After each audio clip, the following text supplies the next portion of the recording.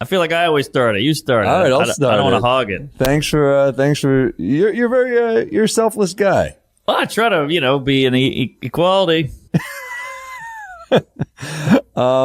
Well, you were asking me right before this, and I was like, let's save it, because I like to just talk whatever we're talking about. Sure. You don't know what Do Not Disturb is on your phone? Well, I said, hey, are you going to go airplane mode? You said do not disturb. I go Do Not Disturb all day. What does that mean? Well, I miss a lot of calls because I do this. It just doesn't alert. Your phone doesn't ring. Okay. And you don't see the text, but I just get to the text when I see the text. So I love that. It doesn't light up. Exactly. Oh, I like that. Save some battery. Well, it saves battery, but it's also, you're just like, every time your phone vibrates, you're like distracted. Right, this way you can kind of like be like, I'll deal with it all at once. I like that. Okay, what do I push? You just do this thing here. Okay. You swipe down and then you do the little moon. Oh, the moon. I never knew what the moon did. I thought it was some kind of night mode or some shit. It's kind of is night mode. I guess so. You're away from me. And you were saying before this that you got weirded out by our friend Salacuse. You helped him pick up his kid, and I don't know why that weirded you out. Well, me and Fat Sally were hitting a diner, and he was like, "Oh shit, it's 3:10 or whatever, or 2:30. I got to go pick up my kid." And I was like, I'll see you later." And he was like, "It's 2 blocks away in Hell's Kitchen." I was like, "All right."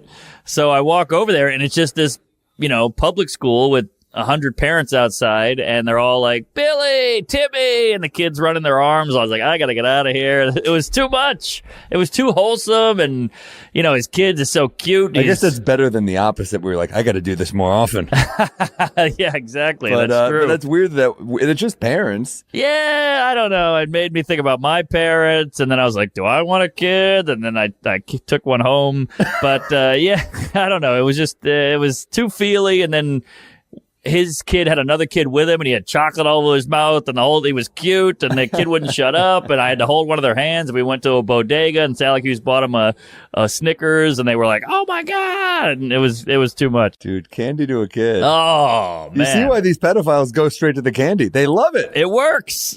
They really, candy, what is it with kids, by the way, with like chocolate, and it's just, they cannot hit the inside of their mouth. Know. It's like always like a chocolate beard. That's true. Yeah. I mean, it looks like they're all eating ass, and it's a problem, but I think their what do you call it? Their hand-eye coordination isn't as skilled. We have years and years of hours of dick. That's why you can also hit kids. Yes. They're terrible with the blocking. Right. It's true. Yeah. Wouldn't it be fun? This is a dark open right here. Yeah, that's true. Well, I was about to get darker, but wouldn't it be fun to just, I feel like, how many kids do you think you could take before they took you down? I'm talking like 5-year-old. How many? I think I could take them all. I'm talking, 5. But it's an unlimited amount just coming at you. You hit them once so they go down, I think. Yeah, I mean, you could kick to the face. It's that perfect height. Yeah, for sure. So you think like 100. I think if no one really got hurt, it'd be like a fun video game type thing. Yes. Just to see how many you could pull off. Oh, and you could throw them. You could throw them into each other. You could spin them and hit all the other ones. Oh, my God. You feel like Conor McGregor for just a minute. Yes, exactly. It's kind of like when you play Kid Jeopardy and you're like, I'm a genius. What's 2 plus 2? You're like, oh, my God, I'm killing this. I brought a fun one in today. Look at that. What the hell is this? It looks like a 40. It's a natural wine. Wow. The guy at the store called it very drinkable. Ooh. Which I guess any liquor could be. As opposed to what? But he said it goes down real easy. Wow. It looks like a soda. It looks like an old school soda. Yeah, it's natural, so the hangover's not as bad. And he said it's good stuff, so let's give it a go, man. And a pop top, like a Coke. Oh my God, this is very exciting. You're introducing me all these new drugs. Well, I'm introducing myself to it. I don't know. Oh boy. Ooh, it looks like wine. We'll see if it tastes like it. It's a nice bold red. I'm going to give this a sniff. You know who's a bold red? Christina Hendricks, Mad Men. Oh, man. I'd like to roam those hills. There we go. Cheers. We look like a couple of old Italian men with these little wine glasses, you know? Oh, that's pretty good. It's like bitter, too. Ooh-wee. That's got a kick. That's us in a couple years right there. Yeah. I don't know if I would refer to this as very drinkable. What do you think? It's good. Don't get me wrong. I'm just saying. The guy did look like an alcoholic. Yeah. This feels like a down on your luck in a gutter drink. All right. But Gutter wine. Yeah, gutter wine. That's a fun name for a wine. Great name for a wine. Ooh, we could do something with that. Yeah, gutter wine. That's like Coppola just has the wine now. That's like his thing. Oh, now. really? Yeah, that's because it's crazy. We were talking about last week, like maybe it was the Patreon, whatever. But how you kind of go out on your terms, like that's what Tarantino's doing. But Coppola, it's like he can't make shit. I know, isn't that so weird? The guy, The Godfather, probably one of the best gangster movies, if not the best of all time, cannot get a gig in Hollywood. Yeah. It's all out of whack. By the way, get on the Patreon because the Patreon is us after the EPs, so we've got tons of alcohol in us. So it's a different show. It gets more real. Yeah, oh yeah. Oh, you got to pay extra for that. Right. I mean, you thought beating up kids was something. Wait till you see the Patreon. So go to patreon.com/WeMightBeDrunkPod and give us a review on the iTunes. It's pretty good. Very good. I bet it gets more drinkable I think you're right. as we go. Yeah. I'm into it. I think the first sip is not supposed to be like, I can have a whole bottle. I think that comes. Right. I hate to be a coos, but you put 2 ice cubes in there, I bet it helps. Yeah. Well, it just keeps it because it's so cold right now. It helps. I can't get behind the ice cubes in wine. I've never done it, but this I feel like would do it. This is going to segue into my rec. Can I give you it? I just rewatched Sideways. Oh my God, I love Sideways. It's like the perfect movie to watch anytime. Yes, Alexander Payne. Yeah, so good. Paul Giamatti's great, and the him and Thomas Hayden Church chemistry. It's so amazing. Good. It's so real. Yeah, it is. Because you do have that friend where you're like, I'm just friends with him because we grew up together. Right. He drives me nuts. I love him, but he's not a good human being. Right. And everyone has that friend. Yes. And the way he just couldn't turn it off. He's literally, he's on his fucking, this is supposed to be a quiet. Yeah. Just try some wines, and he's like, I need to fuck everyone.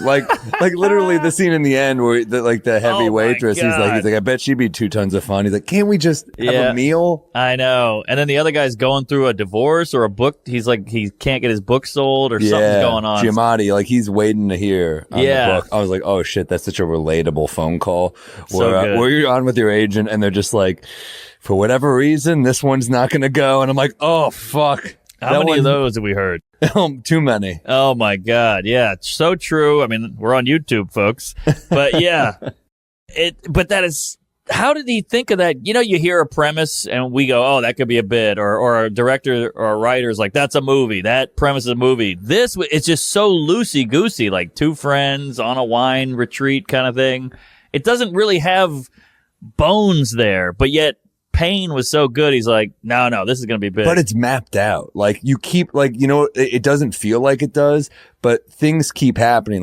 I watch it differently each time I watch it because it's the perfect comedy, but it also has those scenes where you're like, wow, this is moving. Some of these scenes. So there's those parts where if you haven't seen it, sorry, just giving some spoilers here, but there's the part where, he tells her, basically, he sees that woman he likes, Maya, and he lets it slip that, as he's banging her good friend, right, that he's getting married. So there's things where she's like, you fucking lied to me. There's stakes raised. Yep. He lies to her about the book. There's little things that you're like, ooh, shit, is he going to get caught for this? So they build there's still a plot. Even though it doesn't feel like it, though. It doesn't feel like it's that loosey a movie. Yeah, those comics you see where they're saying brilliant shit, but the technique is hidden. It's not like da-da-da-da-da-da. Yeah. But they're still killing. Like a Patrice O'Neill or exactly, something. Exactly. And that movie is like that, where there's an arc and an A story and a B story and Act 1, Act 2, but you don't feel it. And when shit happens, it almost surprises you because that's the type of movie you can lose yourself in where you're like, this... I love a movie that makes you laugh 1 minute and then makes you be like, oh, fuck, that was a great monologue. There's a whole thing where, it's kind of cheesy, but it works because Giamatti's such a good actor when he just has this whole monologue about why he loves Pinot Noir. Right. And it's well, it's not, people don't, the slightest thing, it doesn't work. It's not respected by people the way this is. And it's oh, that's how you feel about yourself. I love that. I just great love, catch. It's an obvious thing, but it's just I was like, it's just so many lines that just rock. And it's great because it's one of those movies where I bet it was written for him in mind because he's so good at it. And that was his breakout. Totally breakout. Well, he was in American Splendor, Private Parts too. Yeah. Well, he was I think known as a really good actor. American Splendor, great movie. Yeah. But like, I don't think he was known as like as like a well, this guy's box office right now. Right. You know? I think he was just known as a really good actor. Yeah, almost like a Hoffman. Yeah. Yeah, like the ugly guy, but he's so talented. But I feel like this movie let him showcase how great he really is and killed it. He's incredible. Incredible. And Thomas Hayden Church all I knew was Wings. Remember he was Loyal or Lyle or Lowell in Wings? You ever see Wings? That. No. Oh my God. Tampon with wings, maxi pad. But yeah, it was a horrible sitcom that I watched every episode. It came on after Cheers, and that's the only reason it got any love. Lead-in. Great lead-in. Cheers was #1 show on TV. Wings Cheers moved. Wings got canceled. Seinfeld went in after Cheers, and that's what saved Seinfeld. Holy shit! Fun fact. Damn. I've read every book on Seinfeld. I'm sure. Yeah. Just because the show is such an unheard of kind of show. It's so innovative and weird. And it was bombing for 4 seasons. It was bombing. And then it got on after Cheers and it saved it. No, they would never let a show breathe like that anymore. No way. And then it becomes the best show of all time. A show is like a good drinkable wine. Yes. Sometimes it needs a minute to breathe. Here. Anything. I mean, there's a lot of comics who it's like, I feel like didn't find themselves until a certain point, and then they like kind of turn that corner. Oh, you could even say that about like Louis C.K. Oh, you know? For sure. Rock. Yes, Rock. His old stuff, you're like, all right, he's just like an angry guy, whatever. And then he just clicked. Yeah. I mean, there's that old story about like Louis and Sarah Silverman and a couple other guys. David Tell went to go see him at Caroline's. Like, oh, he's been on the road for like 2 years. We haven't seen him. Headlines, Caroline's. They're all in the back like, what is this? This is new. It was Bring the Pain. They'd never seen it, and they saw it live, and they're like, who's this guy? I could never do this. So it changed the game. You've heard that story with Martin Lawrence about that? No. Oh, my God. Oh, did you say this? You didn't say this on the show, did I say this there, Maddie? I don't think so. What's the Basically, story? Chris Rock was like this funny guy, great writer. You know, he had a little stint on SNL, so he's getting some heat, but he's a comic at heart. He's on the road. He's like, I should do more black rooms. This guy opens for him, blows him off stage. Yeah, Martin Lawrence, a young Martin Lawrence. And he was like, oh my God, I can't follow this. And then he like changed his life where he's like, I got to start walking around. That's where all that shit came from. Like pacing the stage. Cause he was like, I have to move. Rock had a little Sam Kinison in him. Oh, he loves that, like, kind of holding the room and that booming voice. Totally. You know? Although you see Rock at a comedy club, he's just kind of talking the bits out. But yeah. It's funny that, like, you know, what's the worst thing about drinking is you're with your friend and you're like, he's already told me this story. We literally built the podcast around that. It's a speaking show, and I'm like, I think I've told Mark this. I can't. And then you tell me, like, we definitely did. Right. But, they'll forgive us at home for this. Please tell me when I've told you, because you back at you because I do it too. Okay, we both do it. It's embarrassing because I've been hanging out with guys and I'm like, but it's my fault too because I'm like, I don't remember till halfway through sometimes. Right. But I told you that on here. Yeah. Oh shit. It might have been a Patreon. All right. Well, I mean, look, guys, it's like you can't win. It's like some people are mad we're not drunk enough. Other people are mad we repeat. What are you gonna do? Yeah, it's kind of adorable. My girlfriend has a pod now, and she's like, I'm getting all this these mean comments. I'm like, woo, buckle up, bitch. It's about to get way worse. This is just the beginning. You called her a bitch. That's the name of the pod. Buckle up, whore. It's a pod about driving called Buckle Up, Bitch. And you just start speaking in common. You're like, another unfunny woman. But yeah, so she's like, this guy was kind of mean to me. I'm like, are you kidding? My God. I can pull out a scroll. I got a great one today that I had to post because it was like, another hetero man.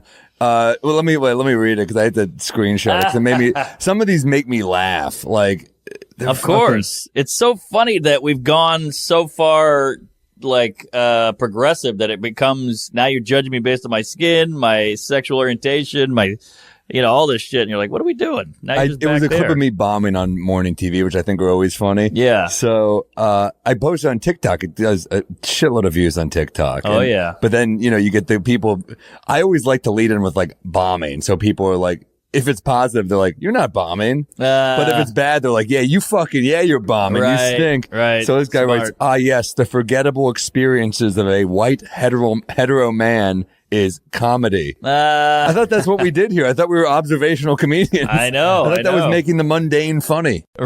Yeah, exactly. Jesus Christ.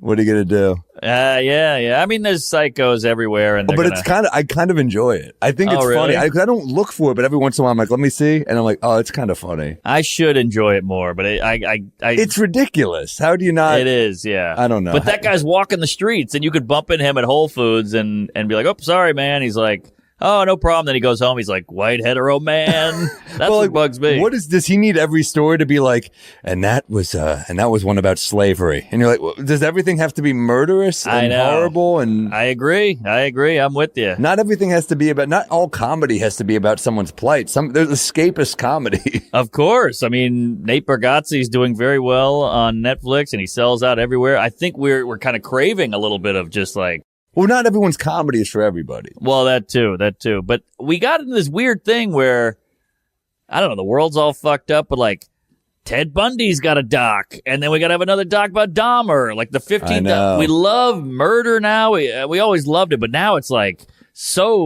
true crime is bigger than ever. What do you think it is? Why? Michael Jackson's got to have a documentary. Like, we know he fucked kids. Do we need to like have the scene where the guy's butthole gets opened up and all that? Well, they know it's going to get a lot of eyeballs because it's Michael Jackson. So for that one, it's obvious why they made that. And also, it's like there are those people who are like, well, I love Michael Jackson, but let me see how I feel about this. Those are tough with Michael Jackson because we're complicit.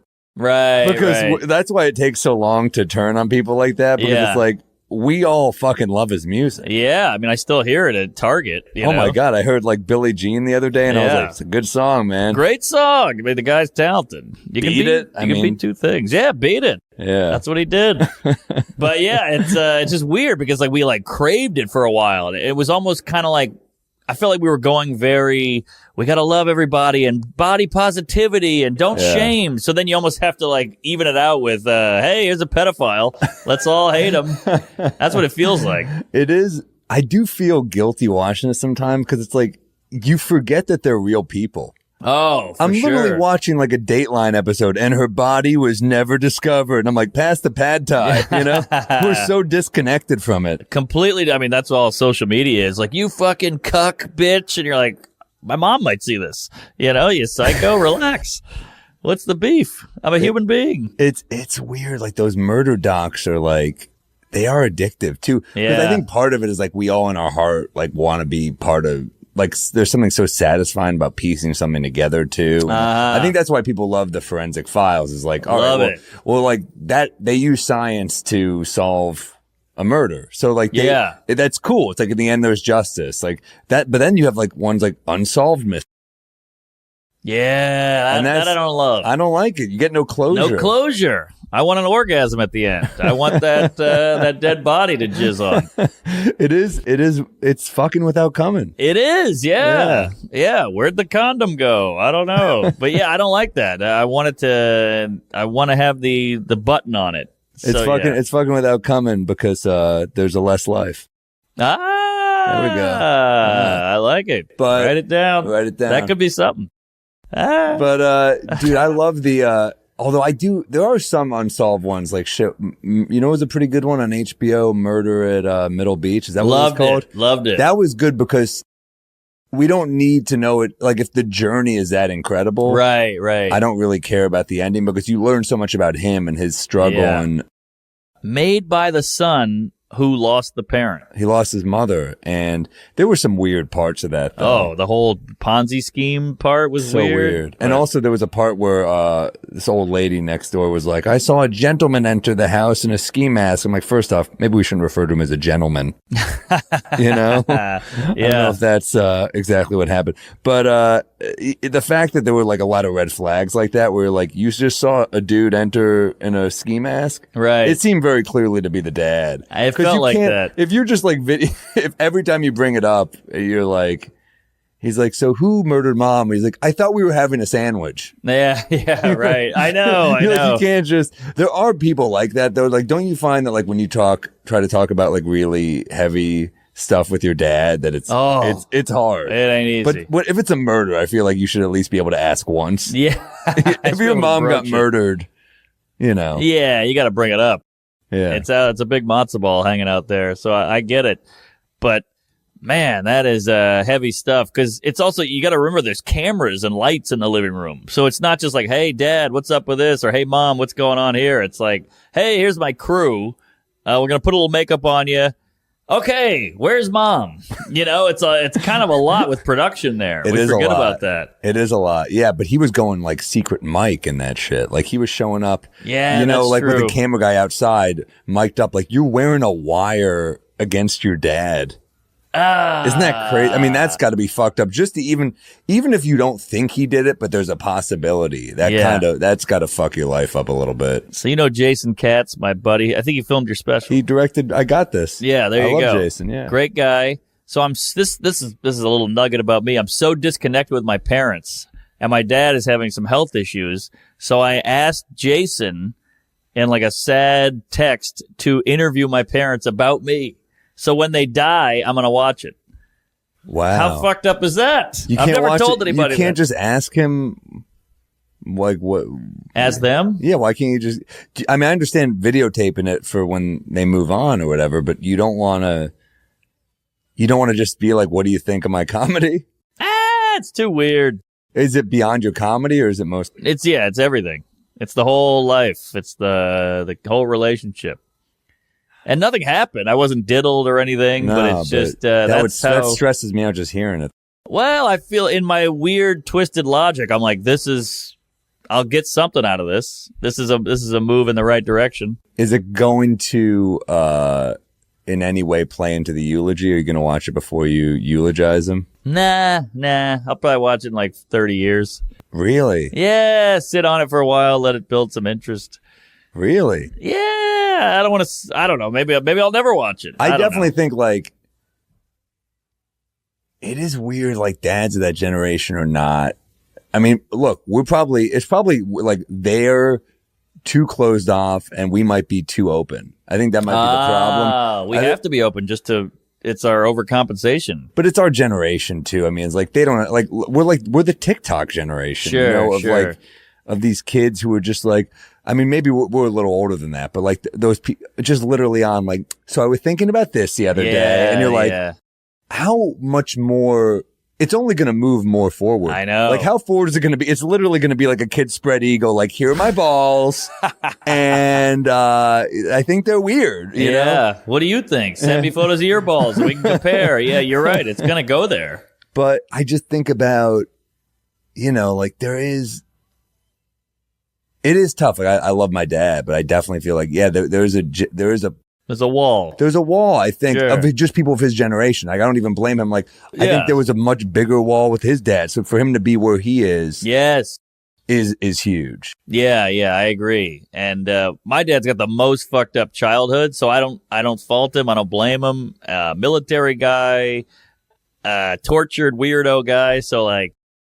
Tortured in the military? No, as a kid. Oh, jeez. You put those back to backstory. back. I was like, was your fucking dad McCained?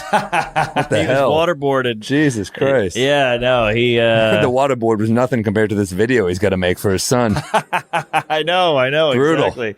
He's going to hate it. But my mom texted me like, do you know this guy, Jason? I was like, oh, yeah, I probably should have prepped you. That some you guy... didn't prep them? I didn't want to text him. That's a whole other thing. You hate... Interaction. You hate any confrontation, probably more than anyone I've ever met, because I don't like it, but you hate it so much more than me. I hate it, yeah. I feel like I really don't like it, but I will do it. Yeah, you'll do it. I'll do it, but you really, like, you just can't do it. Why is that? I don't know. I think, this is getting into what is this, Oprah here? But you're interesting. You're an interesting guy. Well, I think it's because my dad he had like a short fuse. Like he would just turn like where, you know, you're petting a cat and you're like, oh, this is fun. And the cat's like, my dad was like that, you know, like we were like, whoa. And it was so scary as a little kid that, I just don't want to don't want to wake the beast. Yeah, the worst part was his urine. That was when I got really bad. No, it's on my couch to mark it. Dude, I can't believe. I mean, I think a lot. My dad was like, my parents didn't hit me. Like, I've said this on the pod before, but like, as bad as it got was like the wrist grab, and you're like, ah, oh, I hate the wrist grab. You're hurting me. Yeah, but no, my parents were all about like, we're very disappointed. It's like very white liberal, which also stings. The disappointed is worse than like, come on, you piece of shit, get in your room. The disappointed, you're like, oh man, I got to get my shit together. But yeah, I'm fascinated. Like, yeah, I get it. Like, you're scared. I mean, we all have that thing with comics where, like, look, let's be real. Any entertainer has that need to be liked. Sure, you have that thing where you're like, I need it so bad. It's so weird to me that, like, people will say things to me like, it's amazing what you do to be on stage. And I'm just like, no, it's amazing what you do to be a well-adjusted person. I know. The stage is easy. Being a normal, well-adjusted member of society takes so much more work. Yeah. You're in a cubicle all day, dealing with other people all day, answering phones, talking to people. It's a nightmare. I'm so much more comfortable on stage than I am at like a social gathering. Oh, yeah, that's one place we bond. Well, also the stage, there's no stakes really. If you bomb, it's kind of like I'll bounce back. Yeah. If you bomb socially, that just lingers and is something that's going to be talked about for such a long period of time. But it does say something weird about us that we have like, there's something about being a comic that I think is like, we're saying what we felt we weren't allowed to say. Yes. Like growing up, we couldn't say this to our family. So we're more comfortable saying this to strangers, you know? So. But the social thing is tough because you bomb socially. They're like, this guy's weird. This guy's off. This guy's an idiot. You bomb on stage. It's like, he had a bad set. It's not really you as a human being, as a person. So you can walk away going, I tried some new. I fucked it up. I riffed something stupid. I said it wasn't funny. I'll go do it again tomorrow. But the party, you bomb at the party or with your girlfriend's parents or whatever the hell it is. Woo! They go, this guy's unfit. This guy's unwell. This guy's a little nutty. And you need new friends. You need new friends. You get a new crowd. I need a new group of friends. Completely. If I bomb for those friends. You got to move out of town. I left New Orleans and I was like, oh, I got to get out of here. You know, just go to a new place, new people. You had one bad dinner. You're like, New York. Yeah, I got a one-way ticket. It's true. Yeah. Like, you still live here. You're around all your high school, all your family. It's weird. Yeah. It is. I can't imagine. It's weird. Yeah, it's tough. I mean, there's those people like, time is like the thing you can't get back. Like time is everything to me now because I have very little free time now because I'm on the road every weekend. Mm-hmm. So then I have like 3 days here a week usually. Yeah, same. One of them is usually like panicking about leaving the next day and like getting all my shit in order, maybe laundry or like packing. You ever heard that Palisak joke? What's his joke? Great Michael Palisak. Check him out. He has this joke. He's like West Coast Phil Hanley. Yeah. He's handsome. He's cute. He has this great joke. He's like, God, I'm so stressed out. I got a 6 a.m. flight in 2 weeks. Oh, and you're like, that sums up my whole personality. Damn, that's a great comedy joke. Great line, yeah. Flight in 2 weeks. 2 weeks. It's so true. It consumes you. You're like, oh shit. I got some sleep tonight, but in 2 weeks I'm fucked. I had to wake up for a doctor's appointment this morning at like 7:30 a.m. And it's just like, if I wake up at 7:30 in the morning, like, you can't complain about that to a normal person, but to a comic, they're like, oh, because comics just get that we're like, yeah, I go to bed at 3 no matter what. Yes, exactly. Like, there's no way around that. No way around it. It's so funny. I'm a 3 a.m. man myself. And that's me like, I got to go to bed now. It's 2:30. Put yourself in bed. And the anxiety keeps kicking up every 30 minutes or so where you're like, fuck, my heart beats faster and faster. Yeah. I do a lot of like every hour I wake up to piss and I'm just like, God. Old people are always like, wait till you get older. I'm like, how much more can I piss? I know, right? You do pee a lot. I had to stretch the bladder as a kid. I was a bedwetter. So I had my dad, again, old school, no more drinks after 6. So after 6 p.m., I was off liquid. In New Orleans, that heat. Yes. And then 2 was, when you have to pee, he's like, I'm not going to let you go because I want you to stretch the bladder. So That's like when the parents make the baby cry Yeah. and they don't help and they're like, it's for your own good. They did that with your fucking penis. Yeah, I guess so. Yeah, it was tough. But we'd play Edward 40 hands. Did you play that in college? What is that? Edward 40 hands. You tape the 40s to your hand. Two 40s to your hand, so you can't pee because you can't undo your zipper. Obviously, you got two 40s in your hand. So you had to drink them. And I would kill that every time because I had the stretchiest bladder in Louisiana. So that's why you don't pee as I think Is so. that a thing? That you Could can that stretch work? your bladder? Matt, can you fact check that if that's an actual... That feels like people who are like, I can get my dick bigger if I just pull it out. That's like the same... It feels like the same I tried that too. I tried all that, rolling it out, hanging the weights. I You tried took one of those ab rollers and just fucking... yeah. You You can. Damn, I should try. I got a crazy You bladder. can't do that if you're a woman, though. You get a Ooh, I've had a few of those though. Yeah? Oh, You had yeah. UTIs? Many UTIs. I didn't know dudes could get them. What are you kidding? Oh my God, yeah. But they're not as common in men. No. are they, Matt? But they You never- come and go. I've never heard of a man like pulling out of it right after sex being like, I gotta pee. It's an emergency. I would do that just just to be cautious. But you know Dr. Steve? I know who he is. I've never met him. If you ever want his number, good guy. If you need a hand downtown. Really? But, oh yeah. Always inspected your garbage? Always inspecting if I I know got I called it your garbage. They say you're junk, but your garbage sounds a little more That's aggressive. true. It does sound worse. Your junk is fine. Yeah. Your garbage, This is a landfill. I guess because junk can still have value.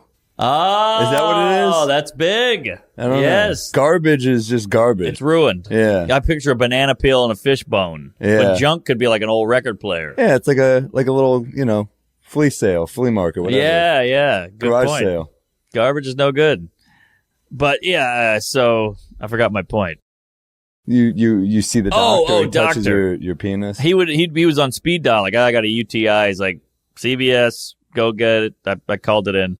You know what's funny with all this telehealth stuff and you're like doing doctor's appointments on Zoom and shit? Like you're really doing the same shit as a cam girl. Except you're paying them. Wait, what do you mean? Well, you're whipping your dick out on a fucking camera. Oh, yeah.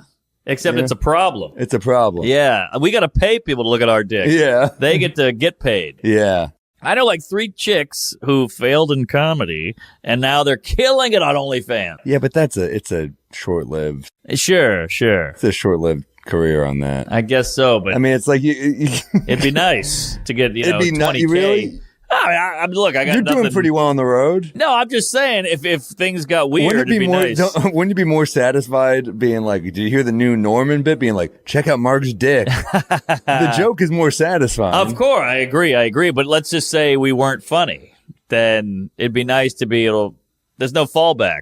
I could be a garbage man. How long could you do that for realistically, though?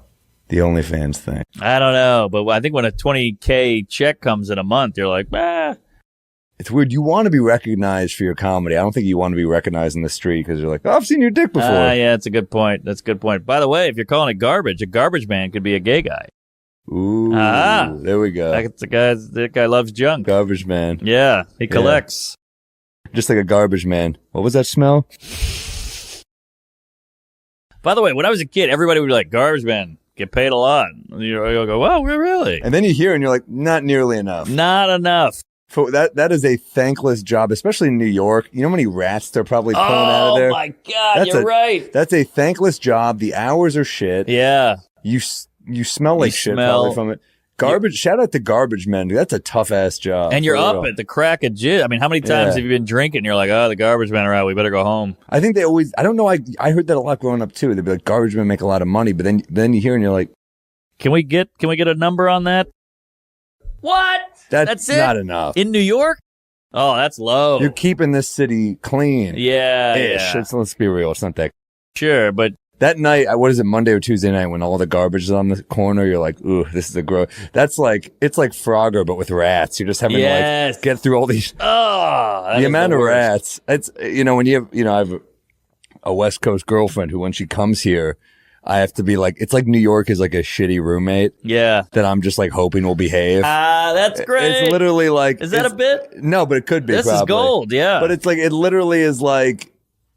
Rats, like homeless dudes with their dicks out. Yeah. We got in a subway car the other day, and I'm just like, nice air conditioned subway car, right? She's like, eh. Then we turn to the left.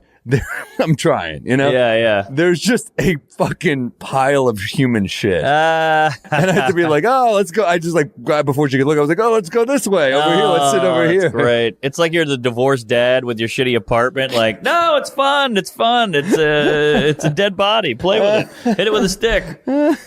Damn. You're right. That's so true. New York I love it so much, but it's like, if you don't love it, you can't argue with it. No. Like, it's insane. I mean, every time an LA comic trashes New York, they always do it. It's kind of hack at this point, but they come to New York and they have to live here to shoot the Daily Show or whatever. And they're like, New York sucks. $18 for a smoothie, the subway, the this, and that. And you're like, oh yeah, it does. That is shitty. And then you see their act and you're like, well, there's a reason we live here. Yeah, exactly. But they're right. There's a point. I get it. The quality of life is better in LA. But New York comics get up more. They're better at literally everything else. They're better actors. They're better. They're in better shape. They look better. They're healthier. They'll probably live longer. Yeah, they sleep better. The industry's all out there. I get it. Like, I get why you're out there. I mean, look, Larry David moved out there. A lot of New York born and raised moved Seinfeld there. Stayed here. You got that right. But also, don't you feel like Larry's energy is like constantly, he's like in a constant state of irritation, so that energy kind of works anywhere. He'd be annoyed in Brooklyn, he'd be annoyed in Manhattan. He's like, I'll live in LA, I'll be annoyed. Yes, and him in LA is a sore thumb, and it's great for comedy. Oh, dude, the episode of Curb where he accidentally tripped Shaq, and they're like, there's reports that he's a Knicks fan and he did it on purpose. Yes. That's one of the low-key great. I hate when people say low-key. That's one of the all-time best episodes. Yeah, it's a real sleeper. It's a real sleeper. Sleeper app, or my girlfriend goes, it's a sneaky great app. You're like, it's not sneaky, it's a great app. What do you mean?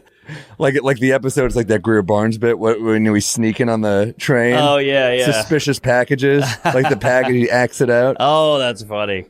Damn, dude. He'd be a good guest on this once we start doing guests. Yeah, that's a great idea. Remember that all-nighter we pulled with him? Back at Ellie's apartment back like 10 years ago? Was that 88? Jesus Christ. I still have photos of that. Might have been 11 years ago. Yeah, we did the strip 12 Christmas maybe 12 party. years ago, dude. Wow, it might be, yeah. It was you, me, Phil, Greer Barnes. We just all night. And I remember we were going through like bottles of whiskey, and I remember we were hammered and Greer was fine. Yeah, he was telling stories and we're all like, we're like stumbling, and he was just like, I was like, oh, this dude can drink. Oh yeah. This is a pro with a few amateurs here. Yeah, you were dating like a real kind of Manhattanite gal. She was real cool, man. Cool as shit. I went to a gallery like during the pandemic. We did a show on we did one of the roof shows. Yeah, Phil and I did one there. Wait, she has a gallery? She is a gallery in like Chinatown. It's a tiny little gallery. Yeah, it's great. That's like a rom-com, like a Woody Allen movie.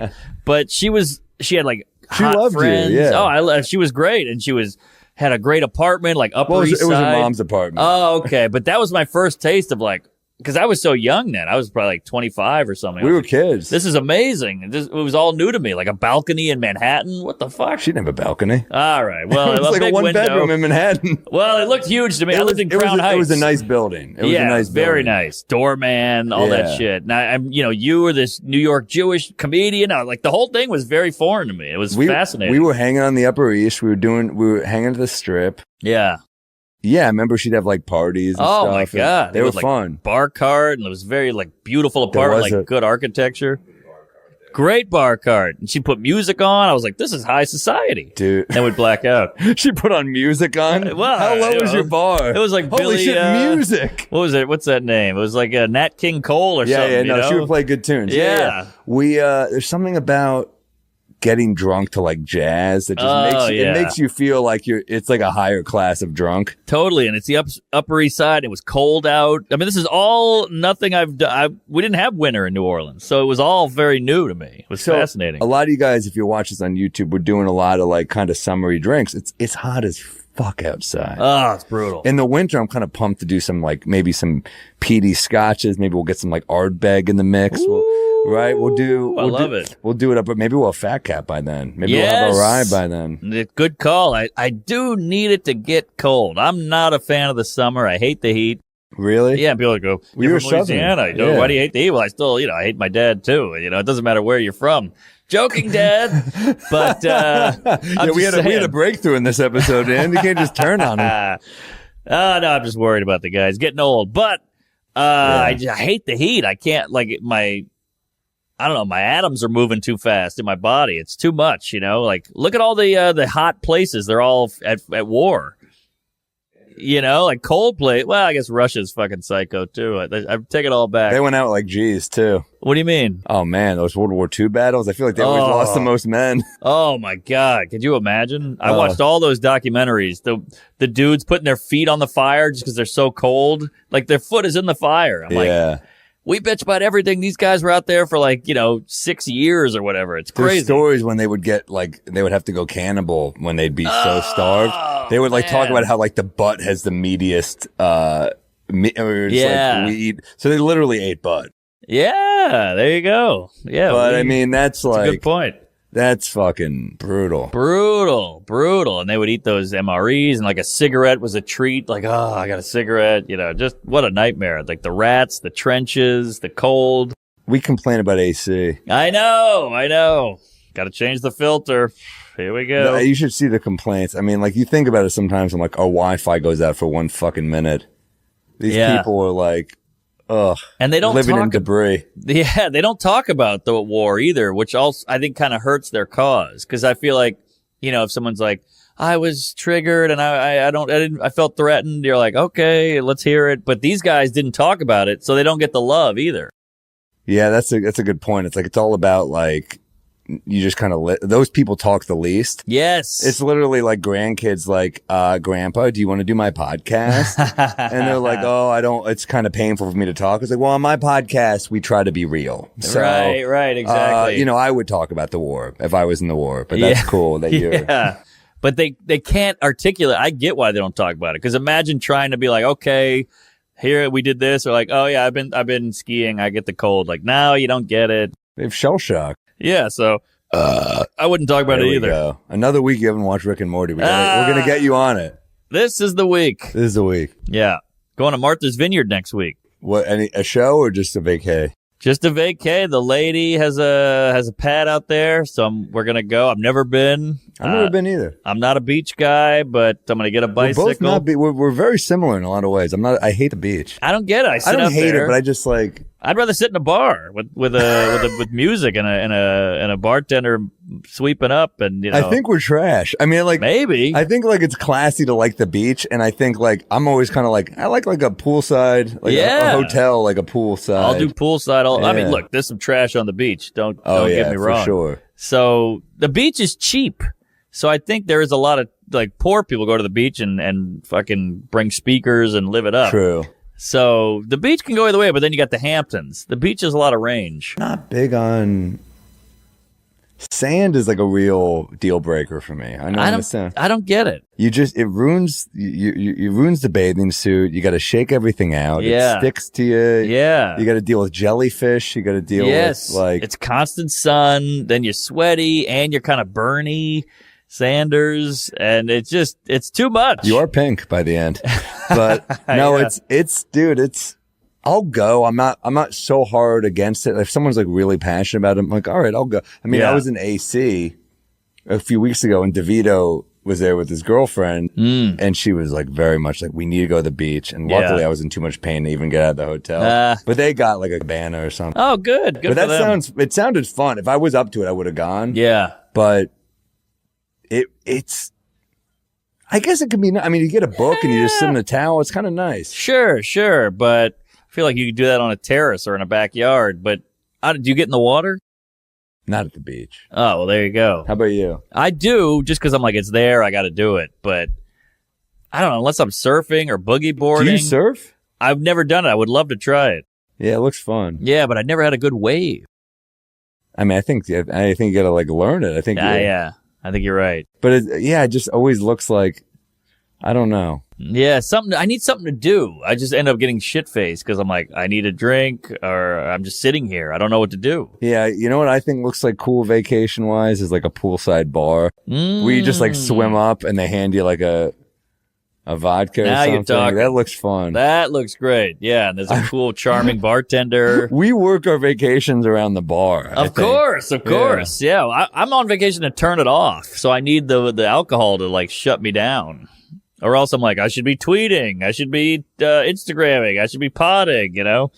Yeah, that's so true. Yeah. Like we there's something about, it's so hard for us to we work for so long to get to a point where, like, my ADD is so bad, stand up, it took so long to get to a comfortable and like safe place with stand up that it's hard. You're like, what am I just supposed to shut down now? Yes. You love, it's almost like a kid. Like, we worked so hard to get you into college, and we finally you're a good kid, and you're smart, and you're accomplished. I can't just leave you. Yeah. You know, we built this thing up to something. It's like a restaurant. Like, finally the restaurant's in the black.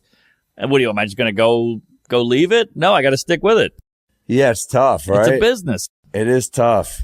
Yeah, like that's why booze will never be illegal. Look, booze kills people all the time. Drunk driving, you know, domestic abuse. It's horrible for people, but it takes the edge off. Yeah. We need it. We need a drink every now and then. I know we do. Maybe that's a bit. Aha. Well, think about that. Like, murder, violence, drunk driving. You're like, but it makes you comfortable on a first date. Yeah. It keeps the world lubricated in a way, you know, like lube is always good. Lube is good. Social lube. Engine lube. Yeah. All that shit. Actual lube. Yeah. Sexual lube. Sex lube. Have you ever done lube? Have I done it? Have you used lube with your lady? Yeah, of course. Oh, my God. You have to. It's a game changer. What am I, a superhero? I try not to use it because it's too good. It's almost like doing blow or something. Really? Where I'm like, I don't want to need this all the time. Sure. But, no, you want to earn it. It does feel better if you earn. And my gal's a real gusher. I mean, she's squirting out all kinds of stuff. So mine's more of a fruit roll up. I thought we were just doing candy. I don't know. But no, I know what you mean though. But lube, you gotta get the naturals. You don't want to get that KY jelly. Well, what's the natural? It's just any kind that's like not chemical. Oh, okay. You don't want to like, cause you know, I just think the natural is like safer. Yeah, no, I'm with you on that. But they have all these weird ones where it's like warming, massaging fluid. You're like, I don't trust any of this shit. I don't like that at all. No, I'm with you. But lube, it is end up with an itchy dick. Itchy dick. That's a great term. That sounds like a Carlin thing. End up with an itchy dick. But Andy Dick's brother, by the way. But it's lube. Great on news radio. Lube is great, but it does take a second where you're like, hold on, let me get the lube, and that kind of can kill the moment. Takes you out of it a little bit. Takes you out of it. If you have too many things in the bedroom, you can have too many accessories. Completely, yeah. That's why that's why it's great being in a relationship, because that condom was a whole thing. It's almost like when you're having a cocktail and you take out the shaker and the stir, and sometimes you're like, I just need the drink. Yes, exactly. You can deal with this stuff later, but that's kind of what it all is. You're kind of like, all right, I'm out. I have the need to do it right now. Right. Maybe there'll be a lubeologist. You know, there's a mixologist who's like, so he like makes a thing out of it. There'll be a lube Put on your guy. dick, you're like, olives. Crazy. Yeah. Oh, yeah. I got to do a rec or a peeve or something. Or a peeve or something. I got some peeve. Oh, baby. All right. By the way, look at this. Hold on. My moon is on. Oh, it worked. Calls and notifications will be silenced. Isn't that nice? This is my first time. Yeah, I love it. Man, you busted your cherry, but I'll tell you, man, it's nice. I think Matt, would you ever do the do not disturb? You do. Oh shit. Occasionally you miss important calls here and there, but like they either call back or like it's worth it for the overall just kind of peace. Yeah. Because otherwise your phone is vibrating with like push notifications and like it's like CNN, Huffington Post, you know, my mom, you know, it's just right. The last one was a joke, but I believed you. But it's all news. I know, but I wouldn't ignore her, you know. But it does add up to a point where you're like, I just like to bang this all out. My thing is like, if it's really important, call me, right, and I'll call you back. Right. Yeah. I can't do the texting all day, and you get stuck in doing the texting all day, and you just can't do other shit. Yeah. No, I'm here with you. Last thing I'll say about booze. You know, I listened to some podcast where a historian was talking about booze. It kept people alive for years. Yeah. Because you couldn't drink water because it was too dirty. So they drank alcohol because it would kill the germs. So kids would drink cider and shit at breakfast. So isn't that kind of fun that booze kept people hydrated? And but booze dehydrates. I know, but the beer was like considered like it was almost like a protein shake. Like we got to have a beer break and keep farming. Wow. Yeah, beer is refreshing, even though it dehydrates you. Like if you work really hard all day. Oh, you pop a cold one. Yeah. Woo.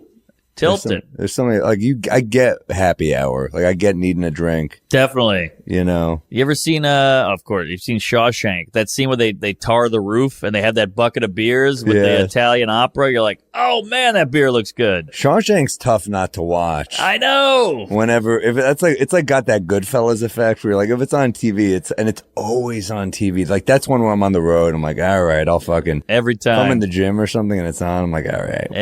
Morgan Freeman and Tim Robbins' character. Tim Robbins is kind of underrated. I agree. He's always good. Always good. How tall is he? I bet he's 6'4". Yeah. I think he's a tall cup of Bull jizz. Durham, he looked pretty big. Yeah. If you play an athlete, you got to be pretty big. Yeah. 6'5". Yeah. Whoa, that's a big guy. Yeah, and he banging Sarandon. Well, he used to. They're not together anymore. Oh, they're not? No, but he had, you know what else he did? What was the one? Mystic River is great. You know, what's the Robert Altman movie where he's killer? You know what I'm talking about? Where he's the agent. Agent? Oh. Robert Altman movie. Oh, not the country music one? No, I'm thinking of Prairie Home Companion. No, that's Woody. What's the Robert Altman one? Just look up Robert Altman and Tim Robbins will come up. The Player. The Player. That's a fucking great movie. Yeah, wow, I haven't heard about that movie in a while. We are brought to you by Sheath Underwear. This keeps your ball off your leg. 2 pouches, one for your dick, one for your balls. Keeps the ammo separate from the gun. This is great underwear. I actually use this. This is my girlfriend's favorite underwear. This gets me laid, this underwear. Supportive, sexy looking. I really do. This is my favorite underwear. Oh, I'm not just saying this. I'm not just saying this because they're paying us money. I really think this is quality underwear. Agreed. The idea from Sheath came from the founder, U.S. Army soldier Robert Patton during his second tour in Iraq. Are you guys going to support the troops or what? Support this awesome veteran-owned company whose founder, he's a big comedy fan. He's messaged me. He's a great dude. I know he's messaged you too. Go to sheathunderwear.com and order with promo code DRUNK to get 20% off your first order and Sheath Underwear's 100% money-back guarantee. That's sheathunderwear.com, promo code DRUNK. Get Sheath Underwear and let them support your balls. Altman, you don't hear about enough. He did MASH. One of the greatest, yeah. Yeah. Nashville might be. Might be. I mean, that's in the conversation for best musical ever, I think. Really? I think it's fucking brilliant. Interesting. A lot of musicals about places. Chicago, Nashville, Oklahoma. Chicago's fun. Great time. Never saw Oklahoma. Oh, it's cute, but it's campy old shit. Nashville's dark. I love it, man. Yeah. You're going there soon. Oh yeah, I'll be there, dude. I love fucking Lily Tomlin got an Oscar nod for that movie. Keith Carradine won the Oscar for best song. That's a great song. Wow. I'm Easy. Have you seen that? That's a great song, right? That is a great song. Man, good pull on Nashville. Yeah. All right, here's my dumb rec. You did your rec. Yeah. Sideways. Oh, great. Great rec. I had to rent it, but man, it's just quotable. It's worth it. I was laughing. You get touched by it. I think everyone got nominated but Giamatti too. It was like a loaded year. Yeah. Well, everyone's great in it, but like, damn, you're like, it's really his movie. Wow. But yeah, just like a great movie. That's my favorite kind of movie. There's just that like people interacting kind of movie, like social. Yeah. What I don't know what you call it. I know they call it a drama or a dramedy. It's a dramedy probably, but there aren't enough that get that balance right, where it's funny without being kind of like preachy or kind of like heavy-handed. Like all the scenes that felt kind of like a little heavy, I felt like they earned it. Completely. And wow, well said. It's such a hard. It's hard to think of other movies that do it that well. Yeah, and it's silly at points too. Like with the closer is so great with the fat guy running down the street naked and all that. I was dying. I knew it was coming. I was like, just fucking pumped to watch it. Just the idea that he runs back naked. Yeah. And Paul Giamatti's like every step is like, are you out of your fucking mind? But at the same time, he's thinking, I chose this asshole as my friend. Yeah. I'm his best man. It's like, there is that thing where you're like, for better or worse, I'm stuck with my fucking friends. And there's something kind of beautiful about that. Like, they get you in shit. You can't stand them, but you love them, and you still kind of got to do this. Yes. I mean, it's kind of just perfect. So I don't know. I'm cutting, but you tell me your rec. No, that's you nailed the movie there. He's like, I got my cock in her ass. Talk about the Asian lady. Oh man, it's got silliness and it's not pretentious. All right. And there's like tender moments, but it's also just so fucking silly. Like, oh yeah. Like the fact that he's just obsessed with wine is such a funny trait. Yeah. Like it's just like, because that movie could be about anything. It's not really about wine. Of course. But the wine is the perfect way to get into it. Yep. I think all great movies and comedy, I think, is like that. Like you're talking about the subway, and there's no subway in Cleveland or whatever, but they know what you're feeling, and I think that's the people like feeling a discomfort or like, do you have to change your act when you go? You're like, no, people don't get it. They get what I'm saying. They've been in New York. They've seen movies about New York. Yeah, or they just get it. Yeah, they've been on a bus. I've never had to change a New York joke. Never. Same here. Ever. Same here. Like, you go to Australia or whatever, and you're like, do they have Uber here? Like, they'll get it. They know what you're talking about. All right. Now, this is cheesy. I'm a big self-help, self-improvement douche. And one trick I learned, I want to read more. I see all these books. I have stacks of books. I order books, and I never read them. So, you go, I'm going to read that book. That book looks amazing. And I just let it sit there. Here's the trick. Read a page a day. You said this in another episode. I did? Yeah. Oh, am I wrong? The alcohol. I think you did. All right. I got another one. It's a good one, though. It's a good one. Because then it's all, Gary Goldman once had the best writing advice, and I hope I'm not just completely repeating. No, I haven't heard this. But he goes, it's hard to write. I'm like, yeah, it's hard. The getting up and sitting down and putting the pen to paper is hard. Once you're writing, it's not that bad, but the doing it is the hard part. Same with the gym, getting to the gym. Woody Allen said the most of life is showing up. 90% of life is showing up, which is true. Once you get to the gym, you're not going to just leave. You're going to do it. So if you listen to a set, it'll help you start writing, which is a great way to, transition into it. It's painful, but I hate listening to myself. I hate it too. But like listening to you. Yeah. No. But no, it's hard. I hate it, but it really it's necessary. You got to do it. So that's why the page a day is good, because you're like, page a day, and that's even kind of challenging. But do it on the shitter, do it on the train. Doing more, it's great advice, man. But it really is. If I've done that, I got another one. Get on. And this is going to sound weird, but get on Robinhood. Everybody out there. What is it? That's the stock app. Oh, shit. Yeah. I mean, I know nothing about stocks. I'm ignorant. I'm a douche. I'm clueless, but did you bail on AMC? Did you get out? I should have. Yeah. I took a real hit. It was a pump and dump. Some guy tweeted at me, go on AMC. I made like $3,000 and I took it all out, but boy, I took a real hit. But yeah, just get on it. Throw a couple bucks in, have fun with it, play with it, invest some shit, turn it off, look at it again in a month.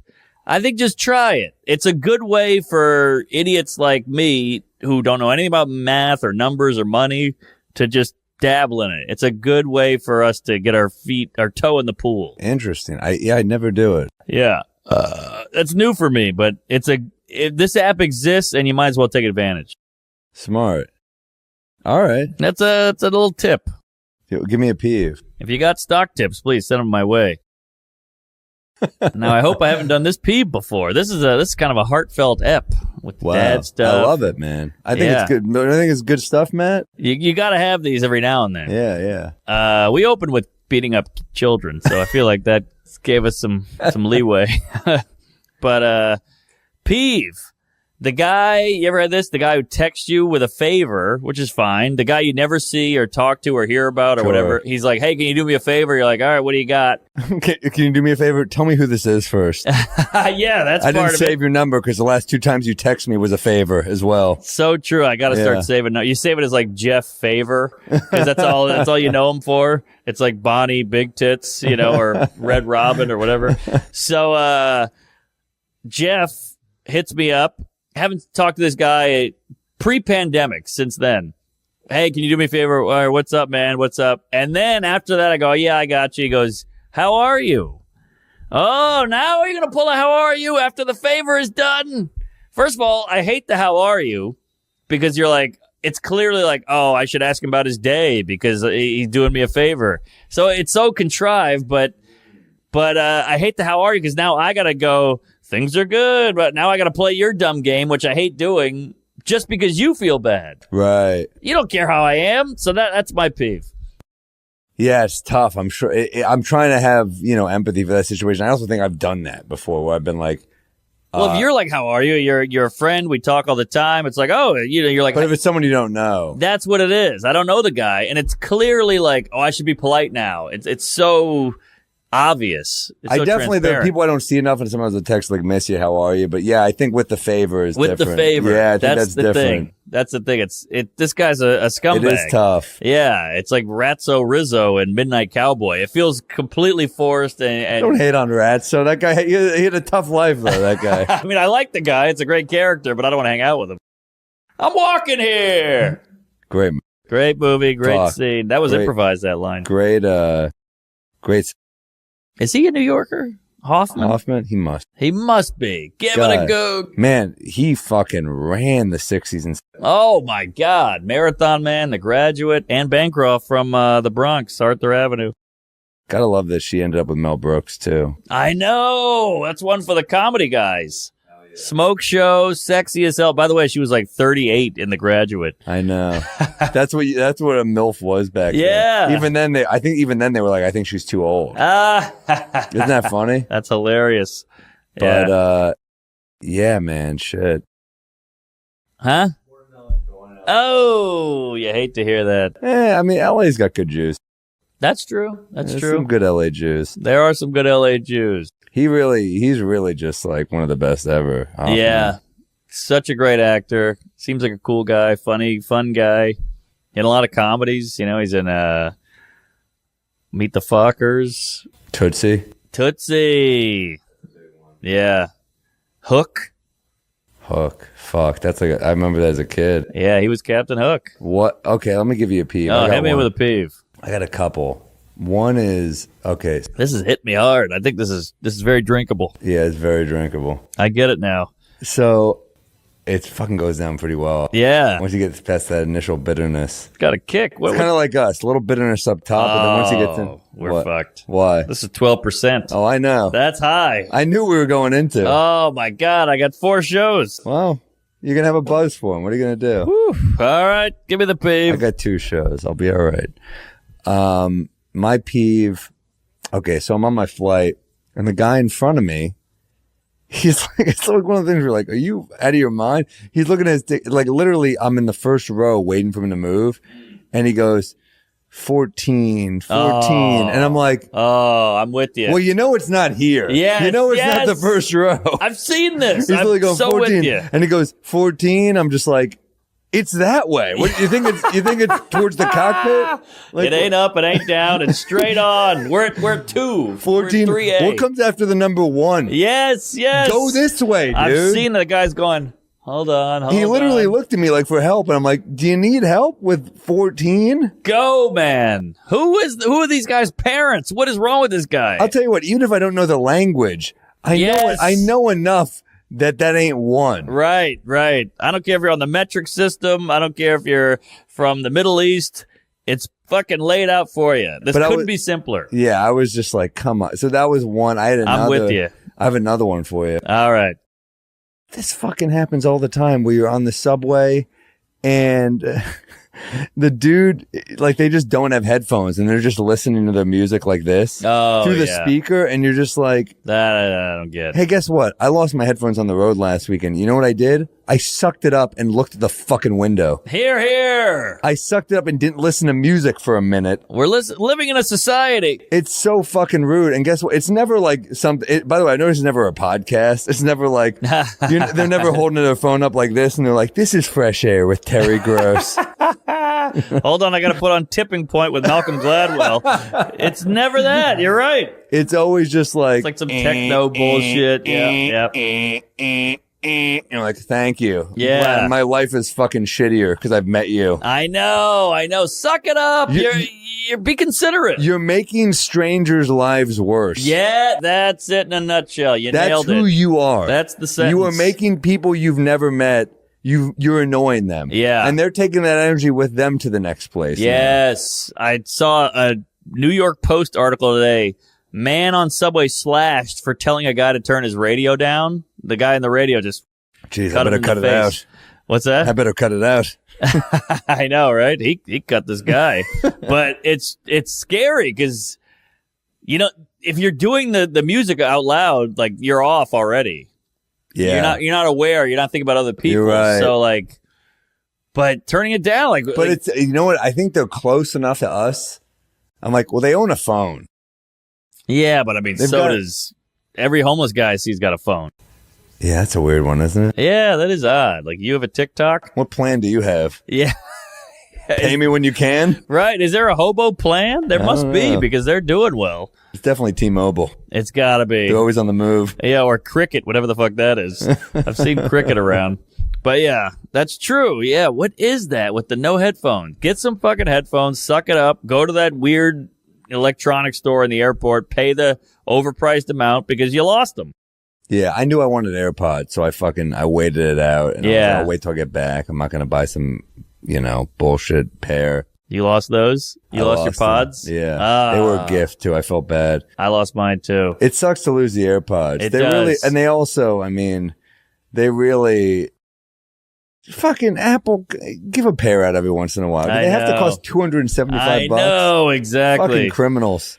And I call so many people criminals, by the way. I've noticed that's like my new thing. I'm just like, fucking criminal. I like that. They're designed in a way, too, that they slip away. They'll slip into a couch or they'll go down a grate. They're just that eggshell, kind of smooth, no corners. They just slip out of your life.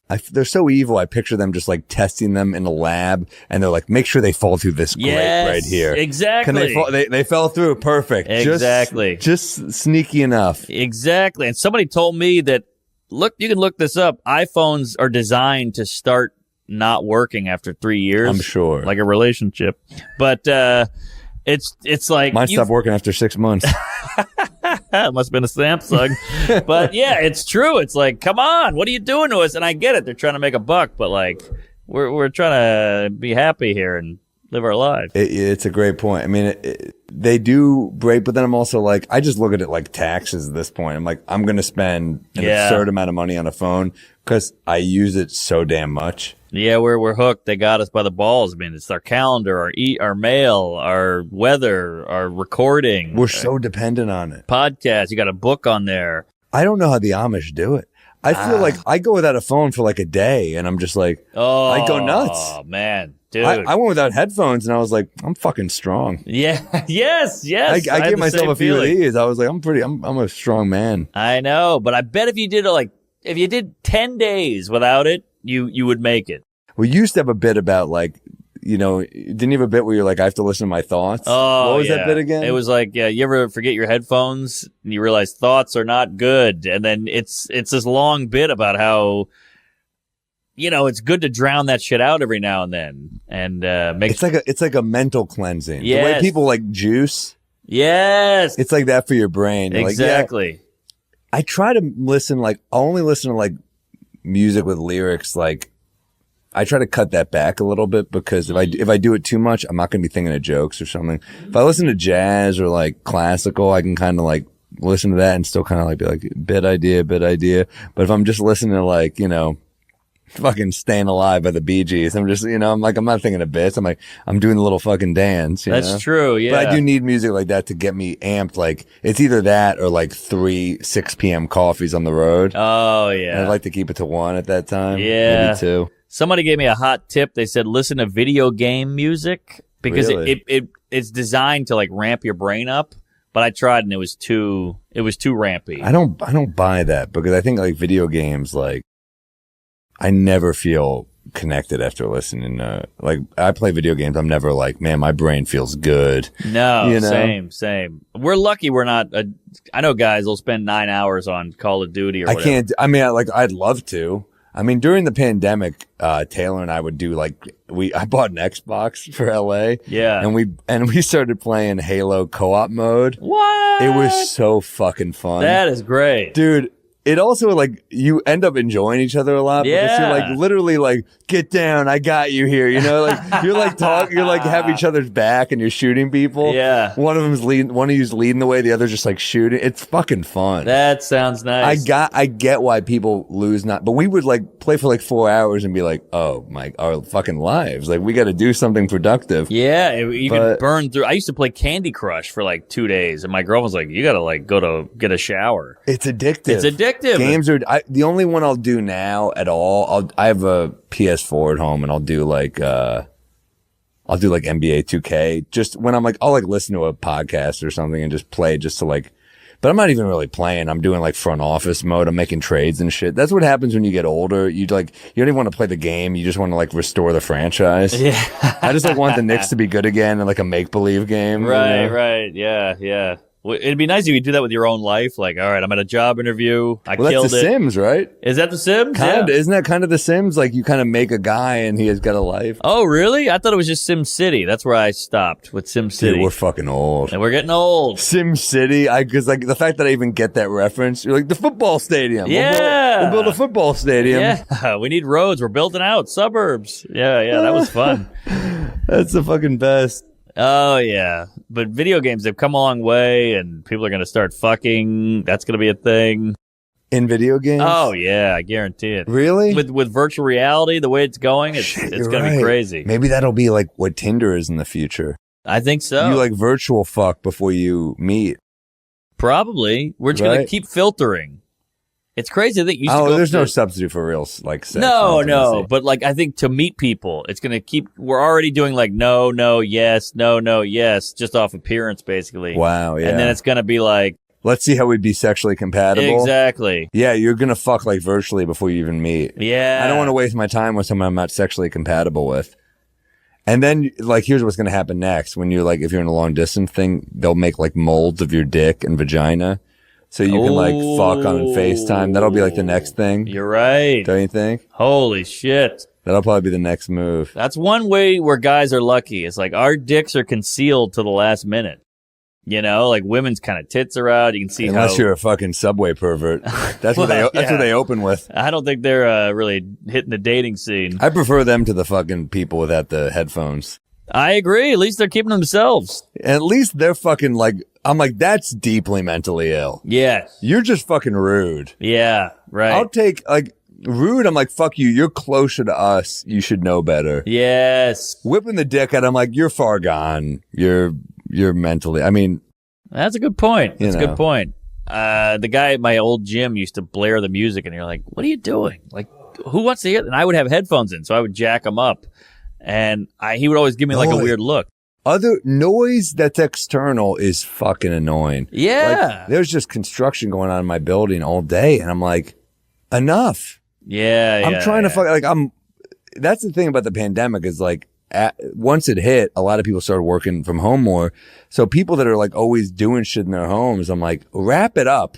I know. Like a lot of us, this is our office now. Yes, and it was always our office. But. True, but our schedules are a little different too. Like some people are like, all right, people go to work at 9 and we'll start doing construction at 9. They're like, I'm sleeping at 9. Oh, no one respects a night schedule. No. People like us, bartenders, anyone who just works at night, wait staff who works late nights, no one respects us because we're not normal society. They look at us as like almost like failures or something. Yes. Where they're like, well, you're not successful. You work at night. And we're like, no, we're doing all right. But they look at us as like, well, you're others at least. At the very least, you're others.